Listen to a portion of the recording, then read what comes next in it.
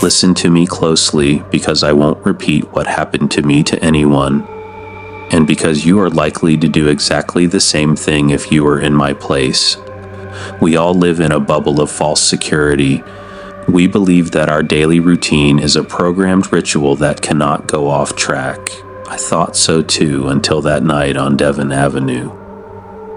There was no monster under my bed, nor a masked killer chasing me through alleys. There was only a woman washing clothes in a washing machine, and a silence so heavy that it was poisoning the air. If you think you are the only person who watches the details of their daily life, let me tell you the truth that froze me in my place that night. There are people who do not watch you but watch the gaps in your life. They wait for the moment you let your guard down, so that your simple routine turns into a nightmare you can never wake up from. The moment I realized that my identity was no longer mine, and that the door of my house, which I lock every night, no longer protects me, but rather it became just a mark on a list of targets for someone who decided to wash away the sins of the past with my blood. The story began on a sweltering night in Chicago. I always frequented the public laundromat on Devon Avenue late at night, specifically at 2 a.m. because I worked the night shift.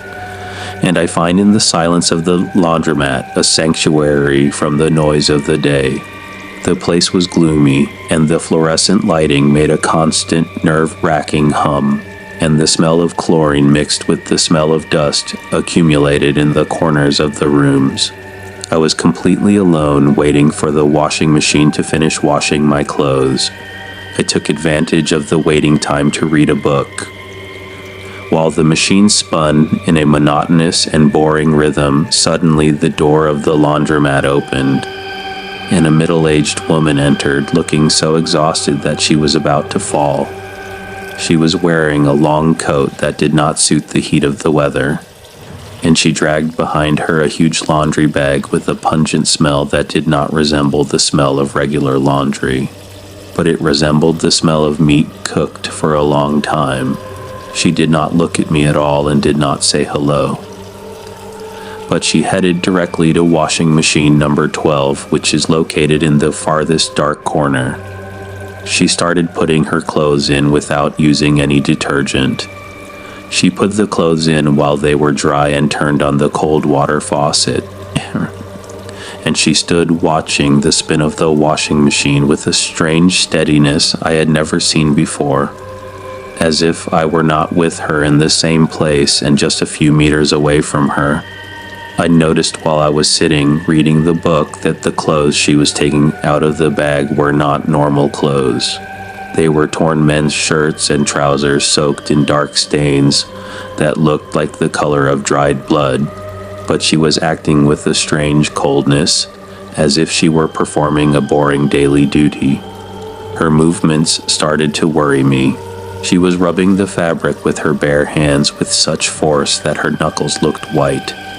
Suddenly something fell from her bag onto the floor, something small and metallic that I could not see clearly, but it made a faint ringing sound on the concrete floor.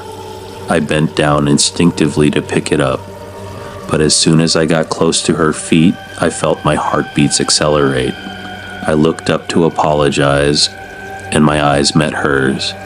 Her eyes were wide and red, as if she had not slept for consecutive weeks, and her eyebrows were thick, and she said in a hoarse voice, as if her vocal cords were damaged, "Do not touch something that does not belong to you."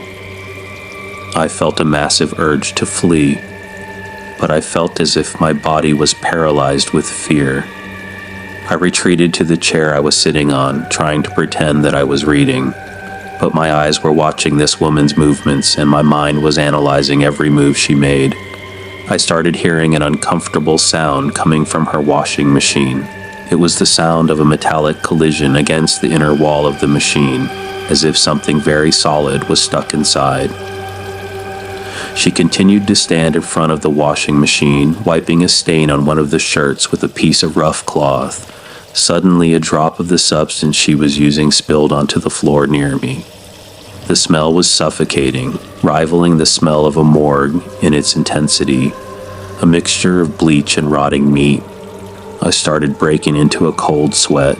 I looked again and saw a long black thread extending on the floor under the machine. I thought at first it was a fabric thread, but with the vibration of the machine, I realized it was a long strand of human hair. It was stuck in the edge of the washing machine door and moving with every cycle. This woman was not washing her clothes. It was an attempt to erase the evidence of a crime.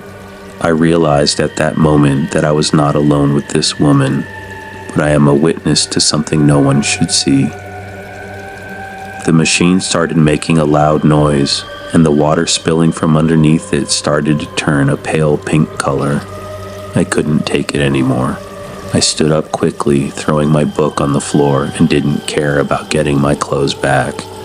I headed towards the door to go back to my house, but before I reached the door, I heard the sound of breaking this terrible silence. It was this woman's voice. She said in a calm and scary voice, "You forgot something, my friend." I expected she meant my clothes, but she was holding my wallet that had fallen from me without me feeling it when I stood up. She opened my wallet very slowly and took out my driver's license. She read the address written on it in a clear, audible voice, and she said, "Very beautiful address, isn't it? Your address is quiet enough for us to do everything without anyone hearing us." At that moment, my breath completely stopped, because I realized that I had become part of her plan. She put the wallet on the table in front of her coldly and said, "The clothes will be clean by morning, and I will go back to my house too. There's no need for anyone to know what happened here." I walked out of that place feeling that I was not running to save my life, but running to save my sanity. I drove my car as fast as I could. My hands were shaking to the point that I almost hit the road barriers. When I arrived at my house, I locked the doors with all the available locks, and I sat in the dark corner of the living room watching the window, waiting for the dawn to break. Hours passed as if they were an eternity. Early in the morning, I heard the sound of a car stopping in front of my house, an old car similar to the one that was parked outside the laundromat. I didn't dare to look through the curtains. I heard a quiet, precise, and confident knock on the door. It was the knock of someone who came to ask for something that belonged to them. I looked through the magic eye and didn't see anyone in the hallway. But I found a transparent plastic bag on the doorstep. I opened it with my trembling hand and found my shirt in it that I had left at the laundromat. It had been washed and folded with extreme care, but it was covered with dark stains that I couldn't distinguish. And since then, I don't know if the woman has actually left or if she is still watching me, waiting for the moment when I will need to wash my clothes again. My life has turned into constant fear since the moment I realized that my quiet life had ended, and that I have become just a piece of cloth in her sadistic washing machine. I can't get out of it no matter how much I try to cleanse. Was what happened intended and someone is watching me? Or does she want to send me a message? Or was what happened a coincidence? I don't know. But what I know and live now is the fear of the coming days.